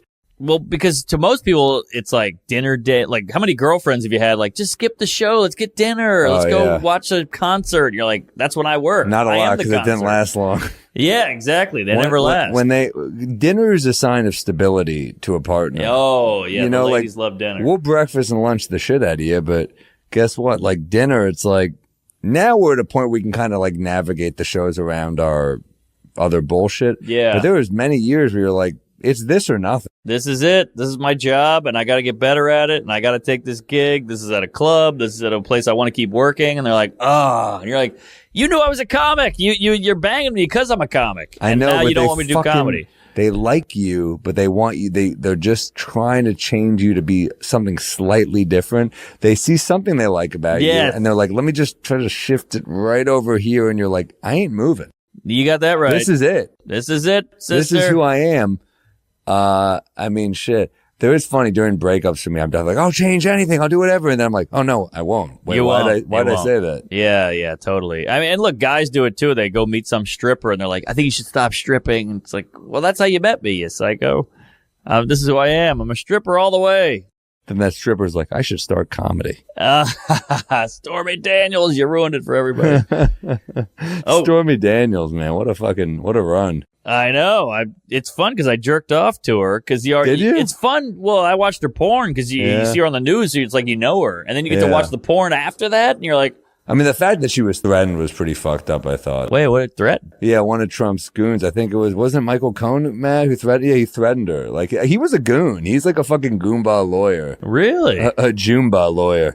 Joomba. Well, he was it's hilarious. I heard him on Bill Maher and he was like really trying to be like, you know, this motherfucker should be in prison. And you're like, didn't you just get out of prison? Like you're not the most credible. I'm not. Trump's trash, but like you're not the most credible person ever. Right. I think he's on like this redemption tour. Oh wow. I'm sure I think he's got a book deal or something. I mean, I'm sure anyone who's close to Trump, they're like, we'll pay you big money. Yeah. So wait, he threatened to hit her or sue her or? I think it was just like, well, it was something along the lines of like, be quiet or else. I think it was something like that. Yeah. Well, she's got guts because she does have guts. I'll give it to her. I mean, she went out and spread the news. I'd be a much bigger fan if she wasn't doing like one-nighters at comedy clubs. But like, guess what? It's like, I guess it's a transitory existence as a to do what she does. And I've been to many comedy clubs. They're like, oh, it's a light night. Stormy Daniels sold it out last night. You're like, Jesus, come on. I'll blow you. Whatever you want. But yeah. I wonder, like. It's pretty hot. I mean, she's a hot lady. Yeah. I mean, that's her thing. That's her thing, yeah. But it's fun seeing a woman on the news and be like, oh, I can just type my fingers and see her getting railed by some Italian guy. That's her other thing. That's the other thing, yeah. And it's fun to get to know someone. You know how sometimes you meet an actor when they're old and you're like, oh yeah, and then you see them young, you're like, wow, look at that. It was fun seeing a person on news and going back and seeing the fuck. Yeah, it is interesting. Yeah. Should we do bits? Let's do a bit. Where are we? Have we gone long? Or are we good? I think we're a little long. All right, well, we'll keep it tight here. What do you got there? Hairy legs? I do have hairy legs. Same. What, I'm hairy-legged and nowhere else. Really? Yeah, it's weird. I got the happy trail. Yeah, you got nothing on your chest. I'm a hairy guy. I'm a fucking werewolf. Hairy is good. My girlfriend's always like, I wish you were hairier. Really? So hairy's in. Yeah, I've never had I had one girlfriend when I was in like college and she was like, can I shave your chest? And I was like, yeah, I guess. Yeah, I've never had, every other woman I've ever dated, like, she was like into some fucking lesbian. She was anti fucking Jew, I think. Oh, I think about it. I think she was like, it's anti-Semitic. I think she was against it. She was like, can I shave your chest? And she took a razor and shaved it. And I was like, I definitely look in better shape without the hair. Like, the hair just makes you look a little more washed up. You think? I thought the hair would like hide some bad. I'm sure it does a little bit of that too, but I don't know. Interesting. But yeah, she shaved it. And I remember being like, who am I? I just shaved my chest. I let a woman shave my chest. Yeah, my dad he was the hairiest guy ever, and he shaved, and I was like, ugh, get out of the house. Get a hotel. Yeah, it's almost like a fucking, you get a scarlet letter. Or Yeah, something. completely. It's almost like, what are you doing? I regret it. Yeah, I was young. I didn't know. And I was like, oh, I guess I should do that. yeah. No, And, this is better. No, I'm a hairy guy. Write in, ladies. Let us know what you think. Let me know what you think. What do I have? I don't have a lot, honestly, because all my bits are they're either hitting or they're just shit, and they're not even worth bringing here. So I either have bits that are working or just garbage. Let's see what I got. I will say we were riffing last night on the show, and I did a joke in here, and it killed with you and Salacuse, and I did on stage, and it hit. So I think I might have a bit there. What is it? It was just about like you're allowed to be shallow if the woman is marginalized. Like I was like, I got a big titty poster here, and everybody's like, geez, you creep. And I'm like, well, they're trans, and everybody's like, oh, great, love the poster, and it's killing. That's good. Yeah, it calls out a bullshit factor. Right. This isn't the bit, but there was something about this I think you said last week with my friend Will Sylvans, who would do the thing where he's black, and he would come by me, give me all your fucking money. I'm like, that's a great, I love that angle. And then he'd go, you're racist. And I'd be like, I mean, you said, give me all your fucking, I didn't even see you. You just said, give me all your fucking money. So I was trying to think, like, I need like an angle. It might be something like, I think the angle is maybe like, the message trumps the messenger. Yes. I'm going to kill you. You know what I mean? That's a good way to go with it. Might be something like, just to put the theory to test, I send him a message from a fake email account, Moshe Greenberg, I have your son. If he comes back, you fucking Jew. You're right. Right. Yeah. That's you know good. what I mean? There's something there. That's not the bit, though. Let's see. It's the message more than the messenger. I couldn't even see the messenger. That's the thing. All right, let me try this. I would say he's racist in that argument. Because he's saying like, oh, you assume you're making I'm this black. about race. Yeah. So here's one. I have a thing about, it's not really a bit, but there's something I was thinking about because I had the doctor's appointment today. Doctors are just, I'm almost glad that the pandemic, like, knock on wood, that Delta dies down a little bit. People get vaccinated and shit. But like, some of these fucking doctors, it's like, I'm sick of calling them heroes. They're so dismissive. We need a course at medical school for bedside manner. Yeah. Can we get one course where you learn how to talk to a human being? Right. And don't act like you all think you're Dr. fucking House. Every doctor comes in with, so what was the joke I wrote down? It was like, so this guy, so I have this spinal problem, and he's skimming my chart, and he just starts humming while he's doing it. I'm like, could you maybe not approach my life with the same energy as a prison chain yard gang? Yeah. Like, is this is this like a long-term problem or Cool Hand Luke? Right. You know what I mean? Right. Yeah, it's true. Because they look at us as we're the product. Like, we're just on a conveyor belt. You're the 13th guy he's seen. It's a lot of fucking money, though. The problem is we're all desperate. It's literally if you walked into a restaurant and you were like, I'm starving. Yeah. I waited fucking weeks to get this reservation. That's good. That's even shitty doctors. Right. Like, can you imagine, can you imagine going to a shitty restaurant? You're like, thank God we got here. Yeah. Thank God I made it to Wendy's. I've waited months for this. Yeah. Yeah. Right. And it's all like, you want a spicy chicken sandwich? That'll be $445. Yeah. But I used to bring a car into a shop, and you're like, I don't have a lot of money. Please don't be anything bad. Please don't be. And that was just a car, and that was just about money. This is about cancer or whatever the hell scary thing. I might need surgery. I might need this. So this is my life, and you can't just be humming. I think that's a good angle. Something about the humming. Yeah. Like that type of nonchalant casualness. Can you maybe pretend to give a shit? Yeah. Can you I think that's the thing where it's like, could be an angle. Put every doctor in an improv class too, like just so they know how to, like, okay, this guy's gonna want this. I know where to go here. Have an acting class, just like just like where you're like, pretend. I understand this is stressful for you. Give them some fucking basic lines. Like, my girlfriend and I, like, we fight, and there's like basic lines we have to patch things up. Like, if she's upset, I don't say, I go, yes, I understand you're upset. That must be tough. Right. Like, you have lines you say because you see they're upset and Yes. stressed. Could you maybe approach, like, this is a fucking high stress job, Exactly. you know? Maybe that's the angle. I only want doctors with girlfriends. Or a married doctor. That's not bad, yeah. That's not bad. Because you know, like your girlfriend goes, do I look fat in this? You just know what to say. You know the moves. And he should know the moves with the patient. Funny, my dad's always like, see the Jew. See the Jewish doctor. He thinks there'll be a better connection. Yeah. That's hilarious. That's so funny. See the Jew. How do you say that in the lobby? Do you guys have a Jew? Because it could go either way. It sounds like you hate Jews, too. Which one of you is Jewish? I don't want that guy. Your appointment with Dr. Wang. Do you have a Dr. Cone? Yeah. A Dr. Cone would be more my speed here. At least the Jew, though, will take everything seriously. He'll be like, Jesus Christ, oh my God, are you going to be okay? You're like, yeah, it's a pimple. They're not like that. Really? Oh my God, I'm from a family of Jewish doctors. Are fucking like, all right, here we go. What do you got? Damn. No, it's just, doctors are just cynical. The way we're cynical with comedy, they're cynical. They deal with idiots all day. Right. They deal with people and hypochondriacs, and they're just tired and overworked and jaded. And they're arrogant. It's a fucking annoying combination. Yeah. So there's this thing where they're like, what do you got? You're like, a sharp pain in my neck. And they're like, uh-huh. Yeah. Did they do this for it? You're like, I'm in pain as we're speaking. Can you not talk down to me? Yeah. I don't know. I'll figure it out. It's not a mechanic. I have feelings. I'm not a Honda.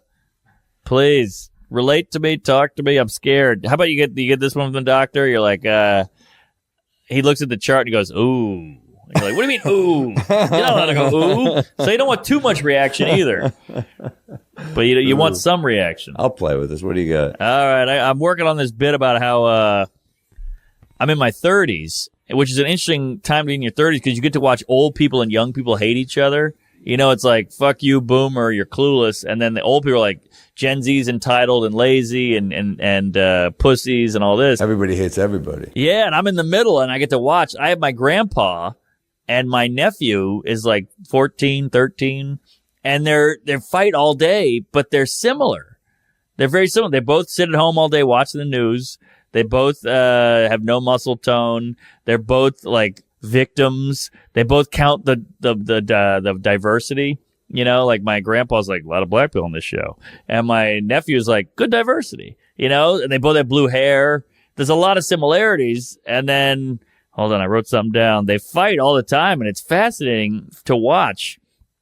They both think they're not doing enough. Like my grandpa's like, you kids don't go outside. You don't have to walk to school. You don't get jobs. And my nephew's like, old people, you ruined everything. You should be donating to this. You should be going out and helping. They both think they're not doing enough. And it's fascinating to watch. And the big punch is like, you kids are pussies. You can't eat a peanut. And the kid's like, well, I eat ass. You didn't do that. And then he's like, well, I was shot at in Nam. And he's like, well, I was shot at in homeroom. So they're actually, that's good. They're kind of the same, but they fight. It could be something.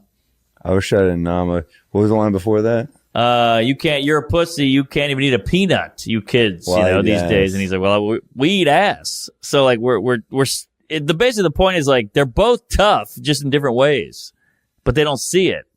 And they're actually quite similar. That's why they fight. You know what it seems like the kids, the younger generation is tough, like almost involuntarily. Like what do you mean? Well, Nam, you were like, you could kind of dodge a draft. You can't like dodge school. Oh, interesting. You know what I mean? Like, it's like with forced a peanut, on you. That's an allergy. Right. Yeah, they're born that way. Yeah, you can't Interesting. There's something about like,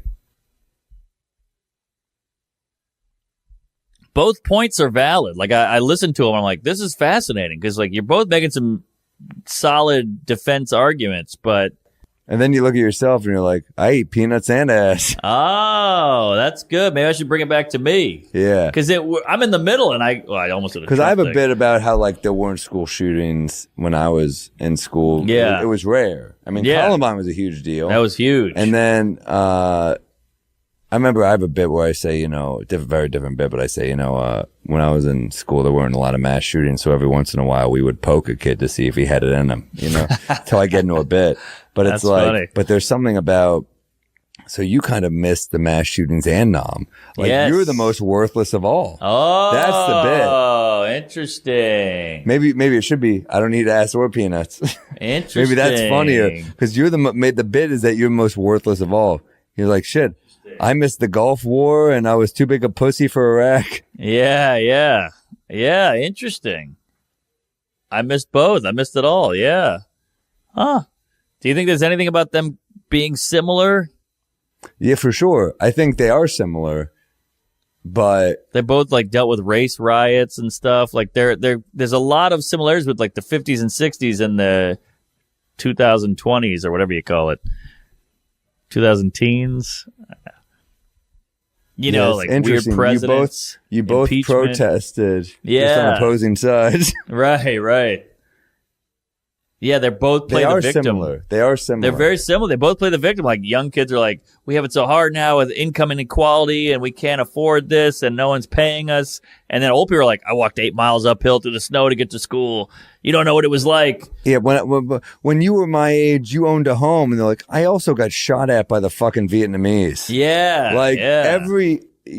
That's a valid point. It's a valid point. From young people, like, life is harder now in that way. But we're also more privileged. We also we got Uber Eats, like my grandfather. It is real hard right now. I do feel for young people where it's like, but at the same time, like, there's air conditioning. We say it's worse, but then look at what fucking the Vietnam generation. Exactly. Fuck. That's why you got drafted into an unwinnable war. Insane. So it's a fascinating argument because they're both making some solid points. And on paper, I feel like people get, participation trophies, you kids, and they're like, that wasn't my idea. Like, quit yelling at me. Yeah, the shit they blame kids for is like, it's kind of the fault of parents. Mm-hmm. It's really less kids, and parents should have done a better job preparing them for failure. Right. Parents don't understand that. If your kid's crying at losing, that's okay. That's part of life. Right. They should be prepared to lose a little in life, and they'll win at some point. But like, if you get beaten up too much by losing, then you're probably gonna fucking be a loser. Yeah. If it's it should hurt you as a kid. Like, I fucking remember crying losing sports as a kid. That's part of life, Totally. It's necessary to learn. Losing helps you someday win. But I think that sheltering fucked some young people up, I think. I think so, for sure. I think that's the old person's grievance with the participation trophy. Yeah. But I also do think, I'm in between where I think inclusion is good, but I also think kids just being handed shit is not great. I completely agree. I kind of go back and forth where it's like, it's good to have to work for stuff because that's a good lesson for life, where like life is going to be hard. But then, so I with the participation trophy, it's like, I like the angle of like, what was my idea? Yeah. Same. I wanted to earn it, motherfucker. Right. Yeah. That was your son's idea. What kind of fucking noble person gets a participation trophy and is like, good for me? Yeah. Like, we're not happy with that shit either. I know, right? All right. This is good. It's a rich premise. Okay. Yours is much richer than mine. I mean, I kind of threw some bullshit out. No, I like yours. And they don't have to be this rich, This is fucking delicious. Giant bit, yeah. Did this not become drinkable? Too drinkable, and I might have to go. I got 3 spots now because I 3 at the cellar now. They just added one. Baby, I'm fucking back. I'm going to plug sleep some in gigs. an alley. What do you got here? You got the phone When out. does this come out, Matt? 3 weeks. Jesus. Hey, Jane. So the 25th by then. The 25th this comes out? Good So Lord. I would have just been at Zany's. I'll be at Lexington Comedy off Broadway the 5th through 7th of August. I'll be at Kansas City Comedy Club in Missouri the 12th through 14th, Portland the 19th through 21st, Royal Oak Comedy Castle the 26th through 28th, Boston Laugh Boston the 2nd through 4th of September, The 9th through 11th, I will be at the Atlanta Punchline. Great diner connected to it. Oh, yeah. Millersville, PA, the 15th of September, 16th through 19th. Philly Helium, as good as it gets, baby. Let's fucking dance. 23rd through 22nd through 25th, Moon Tower. Might add a little fucking Houston or Dallas action that week beforehand. Look out on my fucking social media. And the last weekend of the month, I'll be in St. Louis Helium. So fucking check it out. sammorril.com/shows. Hell yeah. All right. I'm at, speaking of Helium, I'm in Philadelphia this weekend. One of my all-time favorite clubs. Does it get any better than that room? Love Philly. I love that town. I love that club. I love the people. Philly is fucking special. That farmer's market too, right? Oh, yeah. What's it called again? Reading Terminal? Is that it? I don't know. Did I fuck that up? Is that Rittenhouse Square area or Fishtown? I don't know. But they all blend together, but I love Philly. I have a strong love for Philadelphia. Same. Good, and they're good people. Great people, great crowds. They're smart, but they don't get upset. So it's like the perfect It's a blend. good mix of blue collar, but also white collar. It's yes. Like they come together in like a beautiful way. Yeah. That's a perfect. Yeah. Boston is similar. Boston's great. Buffalo Helium after that. Classic. Come out to Buffalo. That's a fun town. That's a town that needs a laugh, goddammit. Then Dayton, Funny Bone, Appleton and Skyline, Arlington Improv in Texas, Brea Improv out in Orange County, Albany, hello, West Palm Beach, Comedy Connection in Providence, another great one, Madison, Wisconsin. You could belt out that trophy bit in West Palm Beach. Yeah. Be like, boo. That's true. Madison, Wisconsin, one of the all-time greats. You're there soon. Zany's in Nashville, Rochester. I'm right on your heels. Richmond, Funny Bone. That could be tough. We're dancing, brother. Portland, Helium, Laugh Boston, and all kinds of fun stuff. Vancouver. Hopefully, Canada opens up by then. Vancouver's special, man. That's what a city. Canada, Vancouver gets not nearly enough love. Might be the prettiest city in North America. It's just that seawall. Remember we were there together? Oh yeah, we did that festival thanks to Phil Hanley. Phil Hanley set that up, and he just toured the whole fucking city to us. It was what a special week. You, me, Carmen Lynch, Gary Veter, yes, Joe List. Like, you get why Hanley's so delicate, because growing up there, you're like, this is too pretty.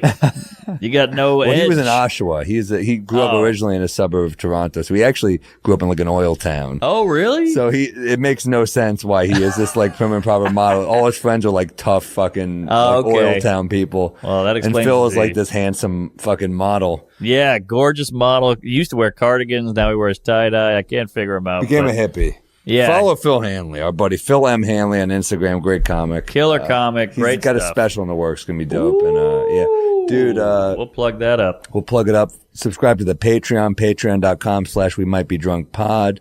And man, we got so much good stuff coming. Keep your eyes peeled for Fat Cat Rye. That shit's coming, dude. Hell yeah. You know what else is very drinkable and goes down easy? This pod. Tell a friend. Spread the love. Keep sharing Gotham Studios, you fucking rock. Matt, we love you, dog. Yeah. I mean, shit, this is, I just said dog sincerely. That's how hard this shit goes down. I meant it. We love you, fam. You're in on the ground floor, by the way. Snap your fingers, and this is going to be a bar with a whole setting. We got a guy, a mixologist or whatever the hell you want to call it, a bartender. I like the idea of having special guest bartenders too. Oh, that'd be great. If you're a bartender, like fucking call in and be on this show, make a I like that too. I like bringing drinks every once in a while, but having a bartender here would be crazy. Hell yeah, great idea, and we're gonna get some guests on eventually. We just we're fine tuning and hand picking. So, email us, send us stuff. Rex, peeves, We might be drunkpod@gmail.com. All right, keep on drinking.